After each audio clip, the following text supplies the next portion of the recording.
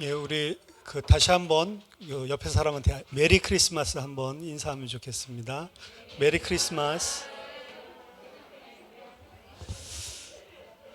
예, 크리스마스가 되면 이 자연스럽게 사실 메리 크리스마스라는 인사를 하게 되는데, 사실은 이제 뭐 선진국에서는 메리 크리스마스 쓰지 마라. 그리스도가 우리랑 무슨 상관이냐. 기독교인의 종교를 강요하지 마라. 라고 해서 이제 메리 크리스마스라는 말이 사라졌고요. 메리 크리스마스 하면 저 사람 종교 나한테 강요한다. 뭐 이런 식으로 침해를 당한다. 어펜드 당한다. 이런 식으로 생각을 합니다. 그래서 요새는 해피 할리데이라고 하죠. 근데 제가 한번 말씀드린 적이 있지만 어떻게 보면 세상 사람들의 입장에서 보면 메리 크리스마스가 아니고 해피 할리데이가 맞는 것 같습니다. 그 사람들은 이 크리스마스 때 뭐 하죠? 예수 그리스도 오심을 감사하고 기뻐하고 이런 게 아니고 그냥 사랑하는 사람들 그리고 가족들 그 사람들에게 선물 주고 함께 맛있는 거 먹고 즐기는, 어떻게 보면 해피 할리데이죠. 그냥 크리스마스가 아니죠. 그래서 막 기독교에서는 해피 할리데이 이거 쓰는 걸 보고 지금 막 이 세상이 악해져서 막 부르르 떴는데, 제가 봤을 땐 부르르 떨 필요도 없습니다. 그 사람들이 해피 할리데이 하면 어떻고, 우리가 진짜 메리 크리스마스 의미를 알면 되는 것 같습니다. 그래서 오늘 본문을 통해서 예수님이 오실 때의 모습인데요. 이거 어렸을 때 우리 성극 같은 거 많이 해봤던 기억이 납니다. 그래서 이 아기 예수한테 동방박사들 3명이 와가지고 이 바치는 거. 저는 헤롯 왕, 죽여야 된다 이러고 있었고. 근데 이제 이 아기 예수를 이렇게 안고 있고 이렇게 바치는데, 사실은 동방박사 숫자가 3명이란 것도 나와 있지도 않고요.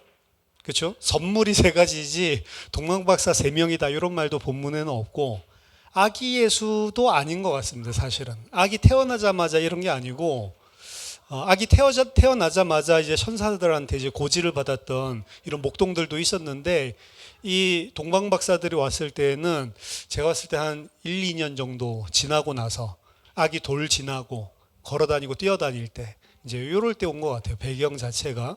그러니까 이제 우리들이 어렸을 때 성극 보고 가지고 있는 생각하면 안 되죠. 그래서 본문도 마찬가지입니다. 본문 보면서 저희들이 본문들이 오늘 우리에게 주고 있는 이야기가 무엇인지 이 부분에 대해서 같이 살펴보도록 하겠습니다. 먼저 예수님이라고 하는 이름, 오늘 본문에는 안 나왔는데 예수라고 하는 이름 자체가 하나님께서 자기 백성을 그들의 죄에서 구원할 자라는 이름으로 예수 이름을 주셨습니다. 그렇죠? 여호수아랑 똑같은 이름이에요. 구약에 있는 여호수아라고 하는 이름 자체가 하나님이 구원하시는 여호와. 그래서 저희를 구원하시는데 어디에서 구원하시기 위해서 보내주셨다고 하는, 그들의 죄에서 구원하실 자. 그렇기 때문에 이 이름을 예수라 하라라고 이야기를 하고 있습니다. 그럼 저들의 죄가 뭐냐? 죄라는 거는 간단하게 말하면 창세기 3장에서도 표현되어 있지만 사람이 하나님의 자리에 앉는 게 죄예요. 사람이 하나님의 자리에 앉는다라고 하면 뭐 엄청난 불경한 죄를 짓는다 생각할 수 있는데, 모든 사람은 지금 다 하나님의 자리에 앉아 있습니다. 태어날 때부터. 그래서 하나님이 명령하시는 것 요거 듣기도 싫어하고요. 하나님 명령하시는 것 이거 알지도 못하고요. 아담의 죄를 보면은 하나님이 명령하신 것 듣기 싫다라는 거였습니다. 그렇죠? 당신이 뭔데 내가 먹건 말건, 죽는다고 이야기했는데 내 안에 먹었는데 죽지도 않더구만. 왜 거짓말하고, 당신 믿을 수 없다. 그러니까 이제부터는 내가 선악을 판단하고 내가 원하는 것 하겠다. 그게 사실은 죄입니다. 근데 내가 원하는 것을 하는 거예요. 인간은 전부 다 내가 원하는 것을 합니다. 그래서 이 하나님의 자리에 앉는다라고 하는 거는 쉽게 표현하면 이기적으로 나중심적으로 그냥 사는 거예요. 근데 이건 아기부터 모든 사람이 다 그렇거든요. 아기 얼마나 자기중심적입니까? 그렇죠? 아기 그래서 키우는 게 힘들어요. 말 좀 알아들으면 좋겠다라고 생각하는데 말을 못 알아듣는데 오질나게 자기중심적이에요. 아기가 걷지를 못하고 뛰지를 못하고 움직이지를 못하고 말을 못하니까 눈물 가지고 모든 것들을 다 표현하는데, 눈물 가지고 모든 얻을 것들을 다 얻어냅니다. 그래서 우리 아기도 한 6개월 때에 울면은 뭐 기저귀를 보고 배고픈가 우유도 주고 뭐 이러잖아요. 암만 해도 안 돼. 들어줘도 안 돼. 근데 들고 안 되니까 방을 갖다 막 이제 들고 돌아다니잖아요. 어떤 그림 앞에 가니까 딱 울음을 멈추더라고. 그러면서 하하하 웃으면서 그 그림 감상을 하시더라고. 아이들이 눈이 잘 안 보이니까요. 이제 가까이 가고 싶은데 자기가 못 걸어가잖아요. 그러니까 이제 울어가지고 그 그림 앞에 가는 거죠. 우린 뭔지도 모르고 막 이 의중을 알기 위해서 이것저것 하다가 이제 들어맞으면 아기는 어떻게 생각할까요?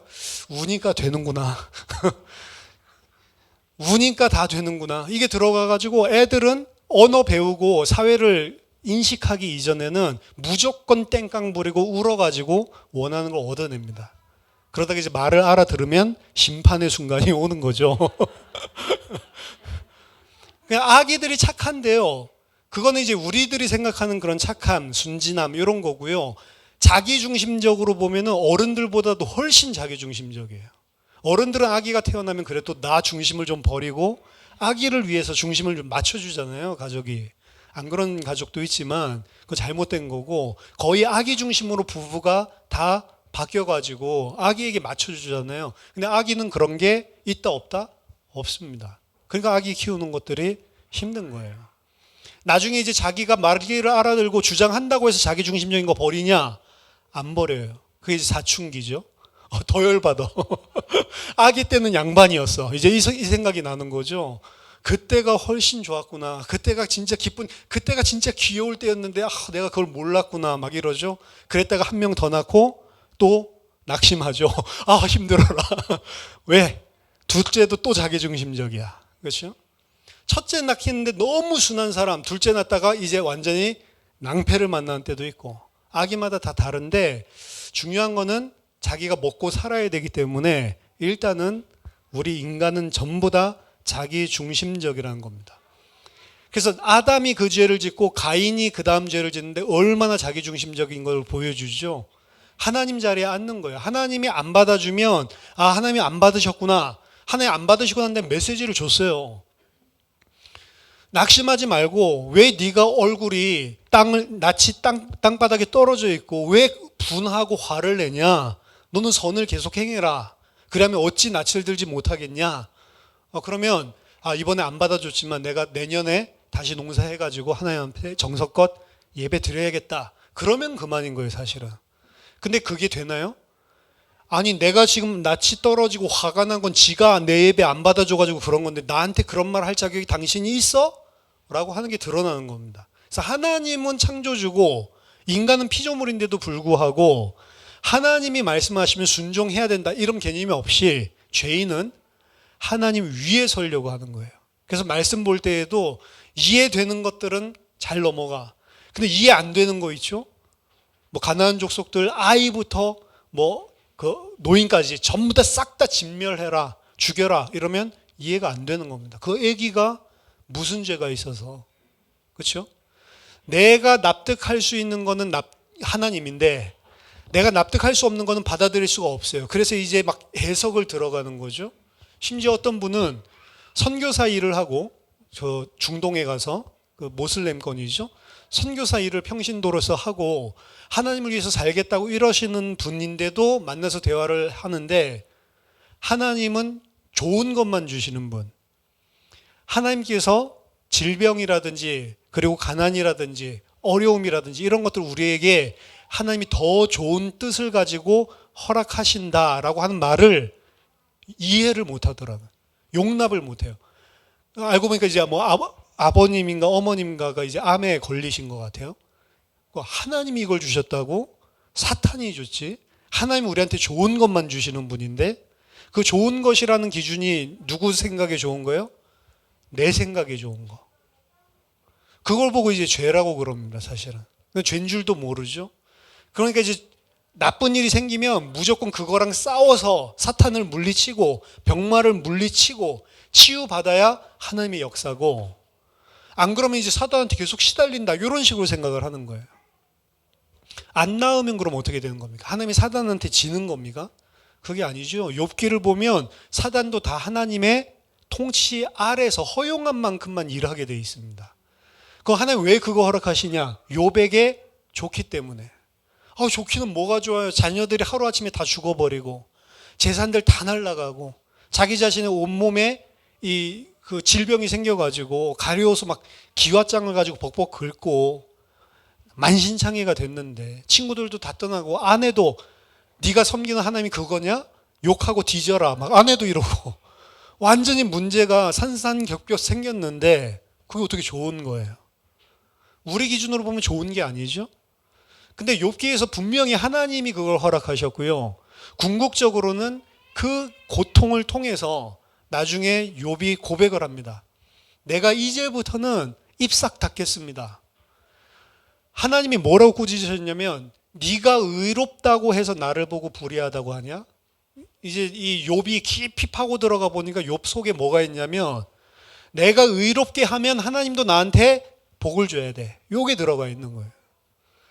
근데 복을 주기는커녕 내가 그렇게 하나님 섬겼는데 하나님 나한테 재앙 주고 저주 같은 것들을 주니까 결국에 마음 안에서 하나님은 이럴 수 없다라고 자기가 하나님 판단해 버리는 거죠. 그래서 네가 의롭다고 해서 내가 행하는 일 나를 불의하다고 하냐? 한번 말해봐라. 이러면서 하나님이 너가 그렇게 의로운 놈이면 한번 말해봐라 라고 하면서 처음에 이 땅의 기초를 놓을 때 너가 있었겠구나. 네가 그렇게 의롭고 그렇게 똑똑한 놈이니까 어떻게 기초 놨는지 말해봐. 큰 산을 만들고 작은 산을 만들 때 네가 어디 있었냐? 어떻게 큰 산 만들었는지 말해봐. 말의 발갈기를 네가 입혀줬구나. 어떻게 입혀줬니? 하나님이 창조 때부터 시작해서 동물들 먹여 살리는 것까지 싹 다 이야기하면서 말할 수 있는 거 있으면 하나라도 말해봐. 그때 깨닫는 거. 뭘 깨닫냐?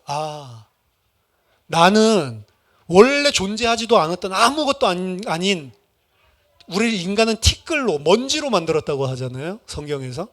아무것도 아닌 자인데 존재케 하신 게 창조주 하나님인데 지금 피조물이 하나님이 이렇게 한다 저렇게 한다고 지금 내가 불평불만하면서 하나님 노름하고 있었구나.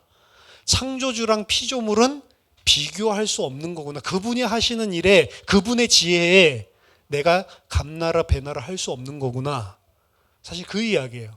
내가 창조자고 넌 피조물이야. 내가 어떻게 한다고 해도 너는 할 말이 없어. 왜? 내가 창조자야. 넌 피조물이야. 원래 존재도 없었던 존재야. 그러니까 이제 그거 깨닫고 나서 입을 싹 닫죠. 제가 다시는 아무 말도 안 하겠습니다. 이야기를 하죠. 그러면서 고백을 합니다. 이전에는 귀로만 하나님을 보는 것 같더니 이제는 눈으로 보는 것 같이 하나님을 알겠습니다. 그렇죠? 하나님 알아가는 게 구원의 과정이거든요. 욥에게 가장 좋은 일을 허락하신 거죠. 결국에 죄는 하나님의 자리에 앉는 것이고요. 가인이 결국에는 하나님 말 안 듣고 자기 동생 아벨을 돌로 쳐 죽이죠. 쳐서 죽이는데 왜 아벨을 죽였을까요? 하나님이 내 예물 안 받아줬는데 왜 아벨을 죽였을까요? 진짜 죽이고 싶은 건 누구예요? 아벨이에요? 하나님이에요? 아벨을 죽이고 싶어요? 하나님 죽이고 싶어요? 하나님 죽이고 싶은 거예요. 근데 하나님 죽일 힘이 있어요? 없어요? 없으니까 대신 아벨 쳐 죽인 겁니다. 하나님이 기뻐하시는 아벨. 그렇죠? 만약 힘이 있으면요, 하나님 죽습니다. 가인한테. 그걸 보여주는 게 십자가 사건이에요. 하나님이 힘 있는 창조주로 앞에 섰을 때는 힘이 안 되니까 꾹 참는데요. 하나님 내가 마음껏 쥐락펴락 할 수 있는 나보다 연약한 자면요, 나 중심적인 사람은 하나님도 죽여버린다니까요. 십자가에. 예수님께서 오늘 오셨는데 사실은 그 인간들이 죄인이라는 걸 알고 그 죄인들의 손에 죽을 거를 알고 죽기 위해서 오셨습니다. 예수님 살려고 온 게 아니고 죽으려고 오셨어요. 자기가 죽음으로 자기 백성들에게 생명을 주기 위해서.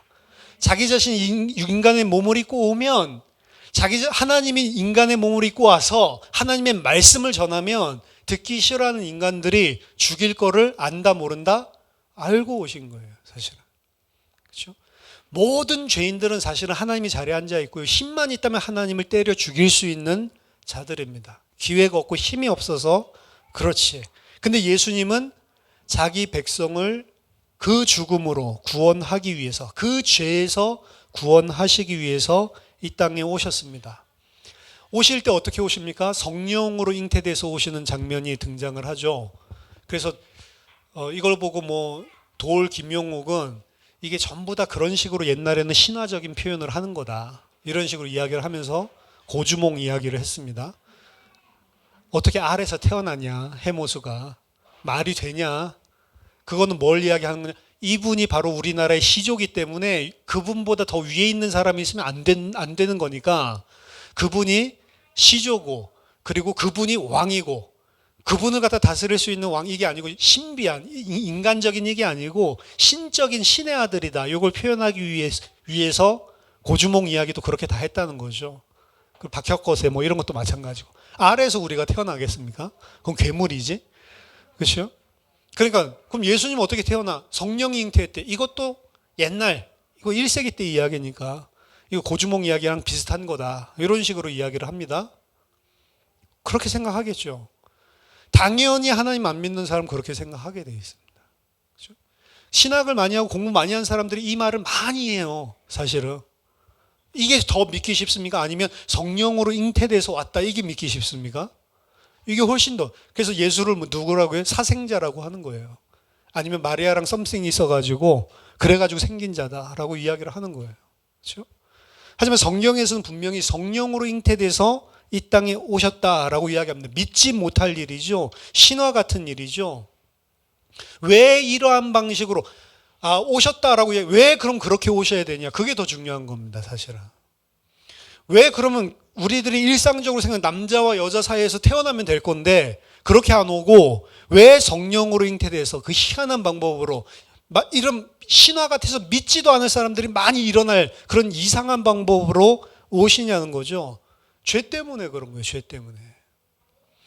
모든 아담의 씨는 다 죄인으로 태어나기 때문에 그렇습니다. 이 땅에 태어날 때, 이 땅에 인간으로 존재할 때 죄 없이 완전한 자는 딱 2명밖에 없어요. 아담은 죄를 가지고 태어나지 않았습니다. 아담은 딱 하나님의 형상 가지고 죄를 지을 수도 있고 안 지을 수도 있는 이런 중립적인 상태로 지어진 자고, 아담 이후로는 아담의 자손들은 전부 다 죄를 가지고 태어나. 그 죄가 뭐라고요? 나중심적이에요. 생존하기 위해서 발버둥 치는 모습이에요. 왜? 하나님이 생존하기 위해서 주시는 것들이 딱 끊어져 버렸거든. 에덴에 있었던 복이 끊어져 버렸습니다. 하나님과의 관계가 끊어지니까 하나님으로부터 오는 복된 환경도 다 끊어져 버렸어요. 그래서 우리 어떻게 해야 돼요? 일해야 돼요. 그래야 먹고 살아요. 기독교인 일 안 하면 하나님 먹여줍니까? 안 먹여줘요. 일해야 돼요. 그죠? 머리 써야 됩니다. 인간 관계 잘 해야 됩니다. 그거 못하면 불신자들 그거 잘하는 사람보다 못 살게 돼 있는 거예요. 그렇죠? 왜 그렇게 됐냐? 아담 이후에 하나님과의 관계가 딱 끊어진 상태로 태어나는 거예요. 하나님 모르게 태어납니다. 애기 태어나자마자 하나님을 찬양하라, 나를 이 땅에 태어나게 하셨다, 이런 애기 봤어요? 한 명도 없다니까. 그렇죠? 예수님 두 번째, 예수님만 이 땅에 죄 없이 오셨습니다. 죄 없는 아담의 후손이 아니라 두 번째 아담으로, 바울은 두 번째 아담이라고 표현하죠. 마지막 아담으로, 그 죄 없는 온전한 하나님의 아들의 모습으로 오시기 위해서 아담의 씨가 아니라 위로부터 오신 분이다. 그렇게 오셔야지만 대속을 할 수 있어서 그래요. 만약에 제가 여러분 죄를 대신해서 제가 오늘 죽겠습니다, 막 십자가에 못 박아 죽어도 여러분 죄 위해서 죽은 게 아니고 나는 내가 죄인이기 때문에 내 죄 때문에 죽는 거잖아요. 죄를 대속하기 위해서는 죄 없는 인간이 필요한데, 죄 없는 인간은 남자와 여자 사이에 아담의 씨로 오면 다 죄인이라니까요. 그래서 성령으로 잉태돼서 올 수밖에 없는 것입니다. 그렇게 와야, 그래서 예수님도 말씀하시죠. 요한복음 8장 23절에 예수께서 가라사대 너희는 아래에서 태어났고 나는 위에서 났으며 너희는 이 세상에 속하였고 나는 이 세상에 속하지 아니하였느니라. 그렇게 와야만 대속할 수 있단 말이에요. 고주몽 이야기가 아니고. 왜 하나님이 직접 육신까지 입고 이런 세컨 아담, 두 번째 아담의 모습으로까지 오셔야 되냐? 이 인간의 죄가 그렇게 하시지 않으면 해결할 수 있는 방법이 없는 사실은 심각한 문제인 거예요. 창세기 온 세상을 만들 때도 말씀으로 창조하셨다라고 하는데 말씀으로 자, 너 이제 구원할게 이런다고 해서 구원이 안 된다니까요. 인간의 문제는. 왜? 하나님의 공의로움 때문에 하나님은 죄 있는 자를 죄 없다고 할 수가 없어요. 그래서 무조건 그 죄의 대가를 치룰 대속자가 있어야 된단 말이에요. 그래서 하나님의 지혜로 마련하신 게 하나님의 아들을 이 땅에 육신을 입고 100% 하나님이면서 100% 사람으로 와서 인간의 죄 문제를 해결하려고 하신 겁니다. 왜? 아니면 무슨 방법이 있어요? 다른 방법이 없다니까요. 근데 그 예수님이 오셨을 때 이제 이게 오늘 본문인데 사람들의 반응입니다. 세 부류의 사람들을 오늘 이야기하고 있습니다. 첫 번째 부류는요, 이 헤롯 왕이 등장을 하죠. 이 헤롯 왕은 이 동방에서 온 박사들이 여기 왕이 태어났냐? 왕의 별을 보고 우리가 왔다라고 이야기를 하니까 왕이 난 적이 없는데 그게 무슨 소리냐? 라고 하다가 번뜩한 게 이거 지금 유대인들이 기다리던 메시아가 왔다는 말이구나. 이걸 금방 눈치챕니다. 그래서 대제사장들이랑 서기관들 불러가지고 메시아가 어디 태어나겠냐 이런 거 물어보고 그리고 이 사람들이 만나면 나한테도 전해주라. 목적은 뭐죠? 죽여버리려고. 자기의 왕권을 위협하는 새로운 왕이 태어났다. 내가 유대의 왕인데 유대의 새로운 왕이 태어났다. 이건 하나님이 선지자 통해서 이야기하신 그 예언한 아기가 태어났나 보다. 내가 죽여야 되겠다라고 생각을 하죠. 그래서 실제로 동방박사들이 오늘 천사의 현몽을 받고 이제 딴 곳으로 다른 길로 자기 고국으로 돌아가 버리니까 그때를 기준으로 해서 뭐 2살 미만 된 남자 아이들을 전부 다 살해하는 출애굽기 2장에 나와 있는 바로가 아이들 죽이는 것과 똑같은 일을 저지르는 그 일을 합니다. 이 헤롯 사악하죠. 두 번째는 이 헤롯이 그 왕이 어디에서 태어나겠냐라고 해서 초청해서 물었던 대제사장들과 그리고 서기관입니다. 말도 웃기죠. 대제사장들. 대제사장은 한 명밖에 없는 거예요. 원래 율법에 따르면 대제사장이 죽어야 다음 대제사장이 세워지는 겁니다. 근데 어떻게 대제사장들이 있을 수가 있죠? 자기가 죽기 전에 자기 아들한테 물려주는 거예요. 이제는 세습. 왜? 이게 지금 로마 시대의 유대의 텍스를 갖다가 다 걷어가지고 자기네들이 중간에서 이득 폭리를 취할 수 있는 그런 중요한 자리였기 때문에 그리고 정치적으로도 딜을 할 수 있는 그런 중요한 자리였기 때문에 이제는 대제사장 자리가 하나님 예배하기 위해서 백성들의 죄를 사하기 위해서 이게 아니고 내 입속을 챙기는 거죠. 오늘날의 정직자들 많이 이런 모습들 보이고 있죠. 그렇죠? 그러니까 그 모습들이랑 똑같은 거예요. 사람이 죄라는 거죠. 사람들이 죄인입니다. 하나님이 어떻게 주신 그런 리더의 자리는 어떻게 보면 예수님이 가장 잘 보여주셨는데 그들을 위해서 죽고 섬기라고 주신 자리인데 그게 아니고 그게 이 세상을 살아가는 특권 자리가 되는 거예요. 그리고 그걸 유지하기 위해서 그래서 사실은 그 대제사장이요 그 이스라엘이 속국이었다가 마카비 혁명 이후에 이제 다시 나라를 되찾고 성전을 회복하고 이런 일이 벌어져서 하누카, 오늘 유대인들 하누카로 하죠. 자기네들 성전 회복했다고 해서. 그런데 이스라엘이 이제 구약의 처음 대제사장이 아론 때부터 시작해서 포로로 끌려가기 전까지 있었던 대제사장 숫자랑 이제 나라 회복하고 다시 이제 대제사장이 그 세워지기 시작한 숫자랑 보면요. 이전에는 한 사람이 대제사장 되면요. 평균적으로 70년, 80년을 했습니다. 근데 요 시기에는 대제사장이 아무리 길어봤자 3년, 2년 막 갈아치우는 거예요. 심지어 어떤 사람은 3일 만에 대제사장 했다가 암살당하고 이런 일까지도 벌어집니다. 그 대제사장들이 있는 거예요. 이제 가문이 꽉 잡은 거죠. 이 가문이. 그리고 서기관들을 부릅니다. 이 사람들이 성경에 능통한 자예요. 옛날에는 지금 이렇게 생긴 책이요. 이걸 코덱스라고 합니다. 코덱스. 코덱스는 이렇게 파피루스 종이를 붙여가지고 이게 장을 이렇게 넘길 수 있게 만든, 우리가 오늘날 쓰는 책, 이게 코덱스인데, 이전에 있었던 고대 문서들은 코덱스가 아니에요. 파피루스로 심지어 만든 것도 다 스크롤로 만들었습니다. 많은 거 있죠. 근데 파피루스는 그나마 얇으니까 좀 괜찮은데 보통 양피지에다가 했거든요.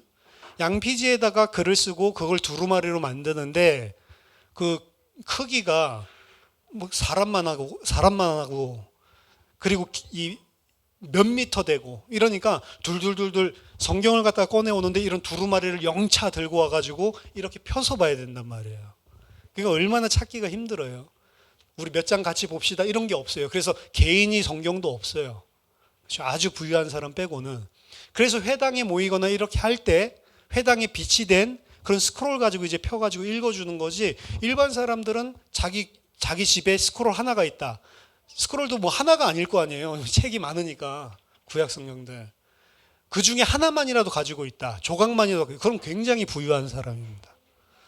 오늘 우리는 그냥 뭐 이거 뭐 아무것도 아닌 거, 그렇죠?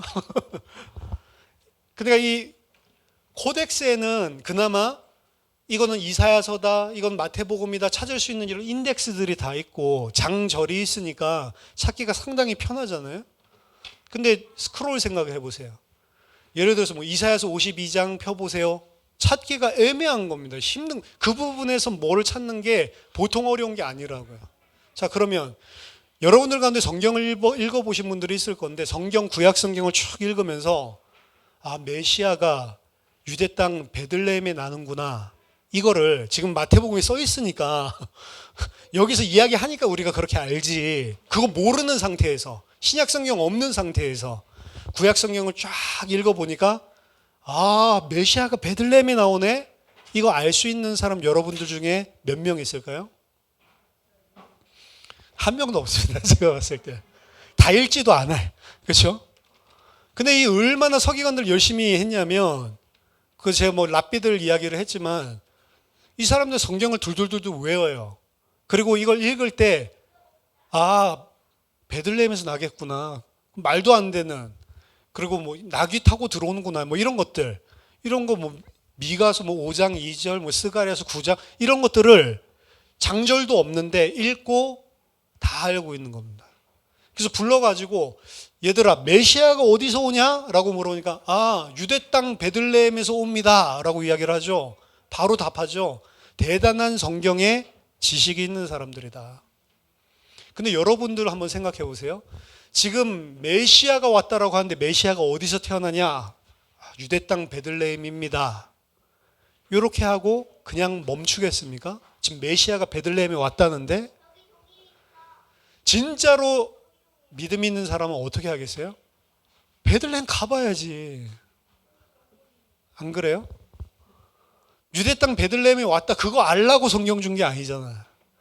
야, 유대 땅 베들레헴에 지금 메시아가 왔구나 라고 생각을 하면 빨리 가봐야지.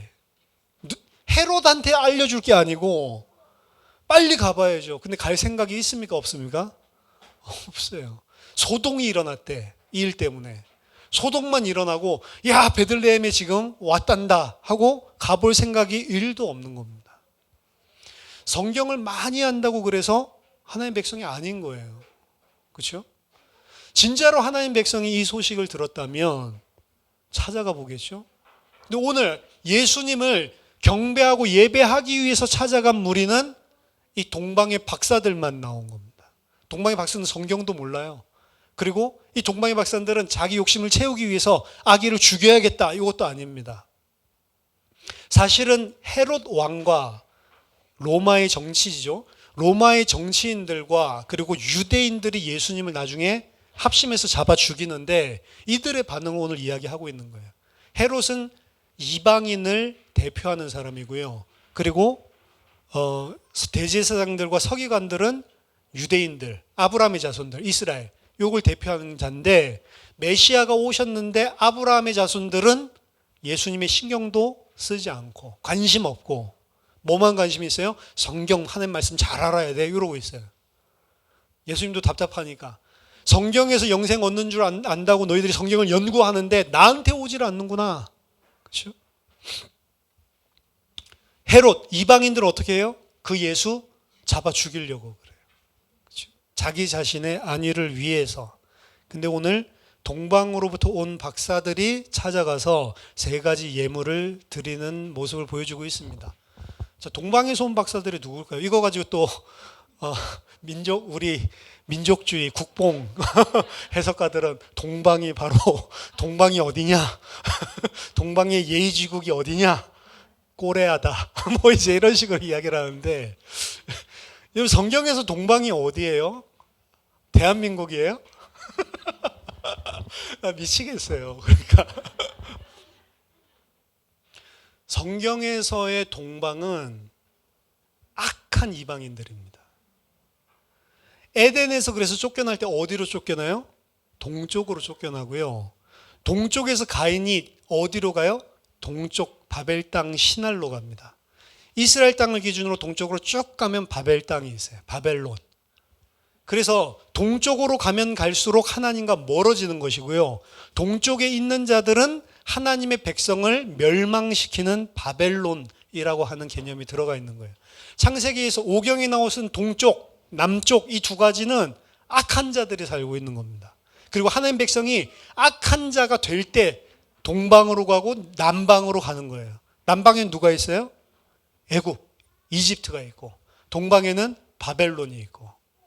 그래서 아브라함도 어떻게 해요? 12장에 하나님이 약속하신 땅에 들어왔는데, 그때는 아직 제가 봤을 때 뭐 큰 문제가 없어도 점점 동방으로 옮겨가는 거예요. 기근 아직 안 들어도 점점 남방으로 옮겨가는 겁니다. 12장 10절인가요? 보면은 창세기에. 그건 무슨 소리예요? 영적으로 점점 죄인의 길로 가고 있는 거예요. 그러다가 기근이 딱 오니까 바로 애굽으로 튀어버리죠. 남방으로 애굽으로 가고 있다가 기근 생기니까 잘 됐다 싶어서 애굽으로 들어가죠. 애굽 들어서 아내 팔아먹고 이렇게 하는데, 남쪽으로 간다 동쪽으로 간다 나쁜 겁니다. 그럼 동방박사, 말하자면 바벨론, 메소포타미아 문명 이런 데서 온 사람들이고, 박사라고 돼 있는데 박사가 아니고요, 메자입니다. 메자에. 헬라어로 마고스, 메자에. 이게 어디서 나오냐면요, 여러분 마술사 시몬 아세요? 사도행전 8장에 나오죠. 성령을 갖다가 내려주는 이 능력이 있나 보다 싶어서, 나도 그 능력 좀, 내가 돈 줄 거니까 그 능력 좀 주세요. 이랬다가 저주받은 사람. 그 사람이 1세기에 있었던 이단 중에 굉장히 유명한 사람입니다. 근데 이 사람이 메자예요. 마술사. 메자이는 박사가 아니고요, 우리나라 여기도 지금 그 풋노트가 나와 있죠. 아래 보면은 동방 박사가 점성가라고 돼 있죠. 그렇죠? 이게 더 원어에 가까운 거예요. 마고스 그러면은 점성가 혹은 마술사, 주술사 이런 사람들이에요. 그럼 메소포타미아의 주술사들이에요. 말하자면 메소포타미아의 무당 같은 사람들이에요.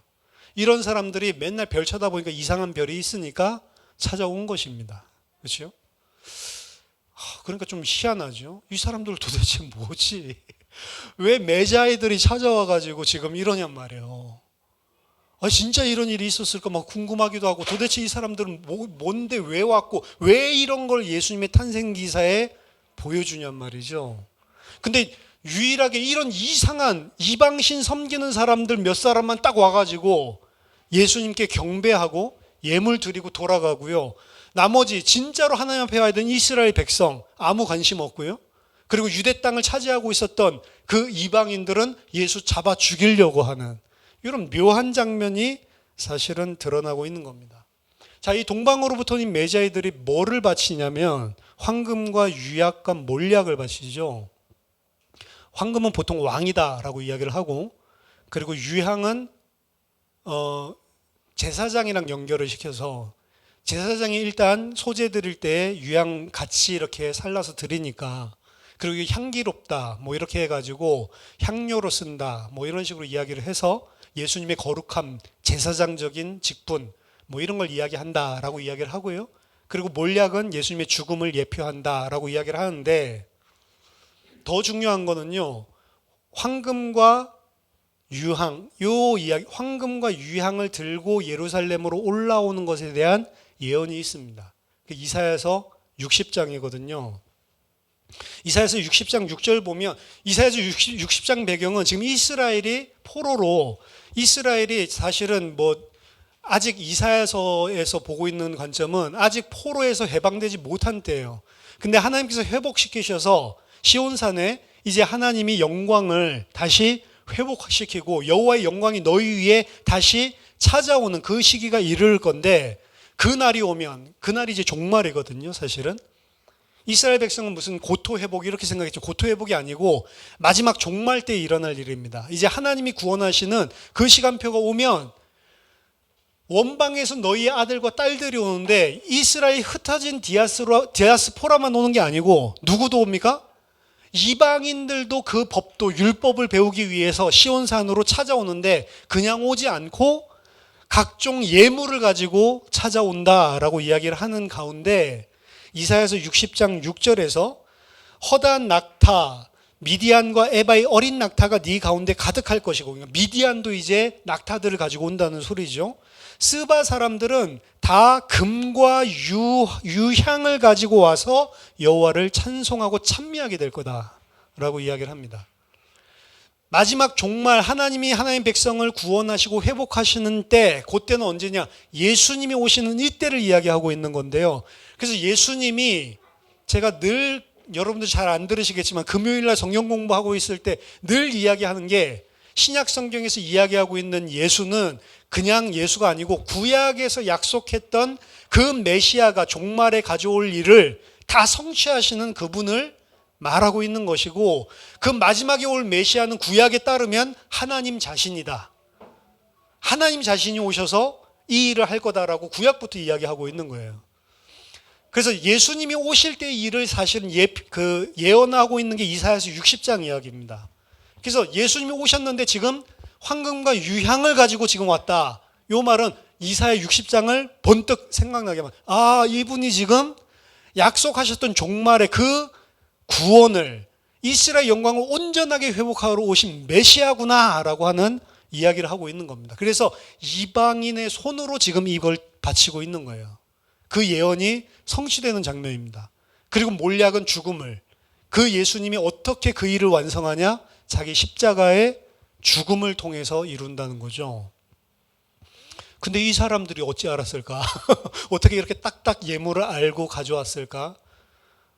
이런 것도 의아하지 않아요. 저는 옛날에 읽을 때도 중학교 때 이럴 때 읽을 때에도 어떻게 그걸 딱딱 알고 죽을 거 알고 몰약도 가져오고 어떻게 이렇게 했을까? 이런 식으로 생각을 했었는데 희한하죠? 근데 오늘 아까 전에 말했지만 예수님이 이 땅에 오신 것은 자기의 백성들을 그 죄에서 구원하기 위해서 오셨다라고 이야기를 했습니다.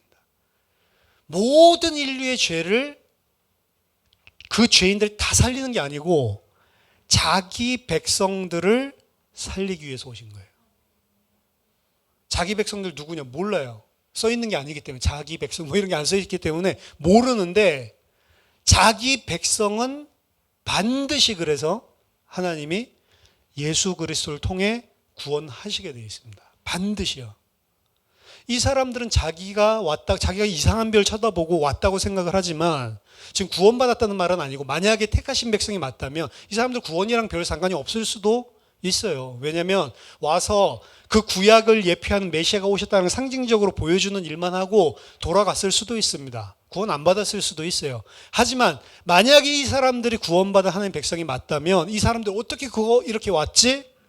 하나님이 알게 하고 오신 거예요. 어떤 수를 써서든지. 육신적인 수를 썼겠죠. 점성술사니까. 별을 통해 가지고. 그럼 별을 굳이 왜 만들었냐? 별 가지고 점성술사들 깜짝 놀라게 하려는 게 아니고 어떻게 보면 점성술사들 가운데 이 사람들이 예수 만나게 하기 위해서 별을 보여주신 거예요. 이 사람들 때문에. 다른 사람들을 위한 것보다. 다른 사람들도 이 이야기를 통해서 그런 신비로운 일이 일어났구나라고 할 수 있겠지만 이 사람들은 그 별이 없었다면 절대로 예수님한테 올 수 없었던 사람들입니다. 시몬 베드로가 주는 그리스도시요 살아계신 하나님의 아들이십니다. 당신은 그리스도십니다 라고 이야기했을 때 바요나 시모나 이를 내게 알게 하는 혈육이 아니라 하늘에 계신 네 아버지가 알게 하신 거다. 절대 인간이 알 수 있는 실력이 아니다. 사람이 알 수 없는 겁니다. 우리가 열심히 사람들을 설득시킬 수 있지만 예수 믿고 생명 얻게 하는 건 하나님이 하시는 거예요. 우리가 할 수가 없는 영역입니다. 자기 백성들은 알아들어요. 자기 백성 아닌 사람들은 이거 뭐 고주몽 같은 이야기지 이렇게 듣는 것이고, 자기 백성은 죄를 구원하시기 위해 이 방법밖에는 없구나, 하나님의 지혜구나, 이렇게 알아듣는 거예요. 근데 그렇게 알아듣는 사람을 세상 사람들은 믿음 좋다 이렇게 볼까요? 어리석다고 보는 겁니다. 그렇죠? 고린도전서 1장 16절 17절에도 나와 있고 로마서 1장 16절에도 나와 있죠. 십자가의 도가 멸망받는 사람들에게는 어리석게 보이죠.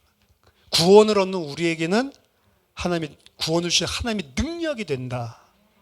믿는 사람의 하나님의 능력인데 일반 사람들 볼 때는 미친놈들 진짜로 저거 돌았구나 이렇게 생각을 한다니까. 그렇죠? 그 돌았구나라고 생각하는 것들 자체가 사실은 어떻게 보면은 이런 말도 안 되는 이런 하나님이 어디 있어 이런 불신앙 때문에 있는 걸 수도 있고, 전 그거는 마땅히 받아야 되는 그런 욕이라고 생각을 하는데, 오늘날은 그것 때문이 아니라 하나님 제대로 안 믿는 사람들 때문에 교회가 욕을 먹는데요. 제대로 깔끔하게 깨끗하게 믿어도 욕 먹는 겁니다. 왜? 말이 안 되는 거예요. 그래서 유대인들에게는 이 십자가가 이 수치라고 이야기를 했고요. 어떻게 메시아가 로마 병사한테 저 로마 속국이 이 우리가 십자가형을 당하고 정치범으로 죽을 수가 있어. 그걸 메시아라고 이러면은 수치스러운 부끄러운 것이고, 헬라인에게는 뭐라고요? 어리석은 거래요. 어리석다. 무슨 사람이 이 땅에서 그냥 열심히 살고 잘 먹고 잘 살다가 가면 그냥 끝이지. 뭘 그렇게 아웅다웅해. 우리 안식교에서 오신 분들이 많은데 안식교에서는 내세가 없대요. 예수 안 믿으면, 예수 안 믿고 생명을 못 얻은 자는 그냥 소멸되어진다. 네, 소멸. 소멸되기 전에 좀 심판 두들겨 패는지 모르겠는데 어쨌든 소멸되어진대요. 그렇죠? 그리고 이제 예수 믿고 생명 얻은 자들은 영원히 산대요. 그럼 굳이 아웅다웅 하면서 저는 믿을 필요가 없을 것 같아요. 소멸되어진 건 뭐 어때요? 그거 완전 믿져야 본전인데, 그냥 이 땅에서 내가 살고 싶은 대로 그냥 살고 그냥 소멸될래요. 그냥 막 살아남아서 막 찬양하는 거 더 귀찮을 것 같아. 인간적으로 생각하면 그렇게 생각한다니까요. 사실은 소멸되지 않습니다. 어떻게 하나님이 그렇게 뜨거운 불에 영원히, 그것도 저도 그렇게 생각했어요. 내가 뭘 그렇게 잘못했다고 나를 영원한 불에 하나님 태우려고 그러시나. 내가 그래 악하다고 치자. 그러면은 약간 한 30년 이 정도 살다 나오면 될 것 같아. 근데 그것도 아니고 영원한 불못에 막 구데기도 뭐 안 죽는데요. 그 불은 이상한 불이라서. 뜨거운데 죽지도 않고 그것도 영원히. 만 년만 살다가 나와라 이래도 희망이 있어. 희망이 없어. 뭐 성경에 보니까 또 뭐 물 한 방울 손가락에다 해서 내 혀에다가 뿌려가지고 저를 서늘케 하옵소서 그랬더니 그것도 안 된대. 물 한 방울도 안 준대. 근데 나를 갖다가 막 그렇게 오랫동안 영원토록 괴롭히려고, 내가 그만큼 죄 지었나? 아닌데. 나 그냥 공부 좀 안 하고 막 그냥 삥땅 치고 그냥 이런 건데, 그냥 막 애들 친구들이랑 어울려 다니면서 그냥 막 술 먹고 담배 피우고 이 정도인데, 그게 영원히 그렇게 할 건 아니. 내가 누굴 살인한 것도 아니고, 그렇죠? 제가 그랬어요. 원래 교회 다니면서도 그건 좀 이해가 안 된다. 그럴 때 만약에 소멸 이거 해서 그렇지 이랬을 거야. 소멸이지 하나님 공의로우신데 아마 그랬을 겁니다. 근데 성령이 우리가 예수 그리스도께로 돌아오게 회개하게 만들 때 죄를 깨닫게 해주시는데요. 그 죄가 성령을 통해서 무엇인지 깨달은 사람은 알게 돼 있습니다. 우리는 영원한 형벌을 받을 수밖에 없는 억만 죄인이구나. 요게 부딪혀야 돼요, 여러분. 여러분들에게 그 개인적인 그 시간, 진짜로 나는 거기 죽어 마땅하구나, 죄가 부딪히는 시간이 없었다면 하나님 택한 백성은 반드시 그 시간표가 있습니다. 하나님의 백성은 반드시 그 시간표가 있어요. 그렇기 때문에 사람들은 어리석다고 보고 사람들은 부끄럽다고 하는데 그 십자가가 우리 자랑이 되고 그 십자가 때문에 예배 드리고 지금 25일날 이러고 있는 거예요. 그렇죠? 그냥 집에서 그냥 편하게 가족들이랑 맛있는 거 점심 시켜 먹고 외식하고 이래야 되는데 여기 와서 이러고 있다니까. 게다가 저희는 안 했는데 24일 2부에도 그 짓을 하고 있고 12월 31일에도 보신각 종에 나가야 되는데 또 교회에 모여 있고, 우리 그거 안 합니다만 그렇죠? 계속 교회에 와 있어. 그렇죠? 하나님이 택하신 자는 알게 하십니다. 아, 예수 그리스도가 왜 내가 필요한지, 내가 어떤 죄인인지, 왜 그 십자가 아니면 구원받을 수 없는지. 그게 예수님을 오심을 맞이한 사람들의 오늘 세 가지 유형이에요. 유대인, 헬라인, 그리고 매자이들. 여러분들이 어디에 속해 있는 분입니까? 오늘 진짜로 메리 크리스마스, 진짜로 이 성탄절을 아는 사람들은 이 매자이들처럼 하나님이 알게 해주신 거예요. 왜 이분이 이렇게 오셔야만 하는지.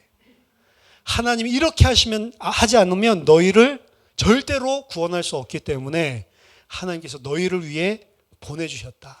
자기 아들이 죽을 거 알고 보내주셨고, 예수님은 자기가 가면 죽을 거 알고, 더더군다나 예수님이 이 땅에 오셨다는 말은, 저는 1위 성부 하나님, 2위 성자 하나님, 3위 성령 하나님 이렇게 이야기를 하는데 다 같은 하나님이다. 본질과 영광과 능력, 이 모든 것이 다 똑같은 분이다 라고 이야기를 하는데, 제일 어떻게 보면은 제일 희생했다라고 생각되는 게 그냥 인간적인 표현입니다. 똑같기 때문에 이거는 3위 하나님 합의한 거기 때문에 똑같은데 2위 하나님이에요. 성자 하나님. 왜? 우리와 같아지기 위해서 이 땅에 오셨고, 심지어 그 구속의 일을 다 마치신 다음에도 우리랑 똑같이 육신을 입고 계세요. 잠깐 너희들 구원하려고 페이크로 육신을 입은 게 아니고, 우리는 부활체를 나중에 가지고 그게 썩지도 않고 상하지도 않고 질병도 걸리지 않고 죽지도 않는 영원한 몸이잖아요. 되게 좋은 몸이잖아요. 영화로운 몸. 좋은 몸인데 예수님 입장에서 보면 자기 자신의 무소부재하심을 포기하고 육신 안에 갇히는 거란 말이에요, 사실은. 왜? 우리랑 똑같이 형제되기 위해서. 영원히. 천국 같은, 나 이제 다 했으니까 이제 난 원래로 돌아갈게, 육신 벗어버리는 게 아니고 영원히 우리와 같이 똑같은 몸을 입고 형제로 지내시고자 그렇게 오신 게 성육신 사건이란 말이에요. 이 얼마나 죄송하면서도 감사합니까? 저와 여러분들이 예수 그리스도의 오심이 무엇인지를 알고 예수 그리스도를 우리의 구주로 맞이하시고 그리고 그분을 기뻐하는 그런 하나님 백성 되기를 예수 이름으로 축원합니다. 기도하겠습니다. 살아계신 하나님 아버지, 은혜를 감사드립니다. 영 죽을 수밖에 없는 죄인을 위해 이 땅에 독생자를 보내시고 그 독생자의 죽음을 통하여 저희들을 영원한 하나님의 백성 삼아주심을 감사드립니다. 이 땅에 오셔야만 했던 그 예수 그리스도를 깊이 생각하고 그 그리스도를 자랑하며 그 그리스도를 기뻐하는 주의 백성들 되게 하여 주시옵소서. 세상은 잠시 본인들이 기뻐하고 즐거워하고 좋은 시간을 가지고 지나가지만 저희들 1년 12달 365일이 날마다 성탄을 기념하고 찬양하는 예배자 되게 하여 주시옵소서. 예수 그리스도 이름으로 기도하옵나이다. 아멘.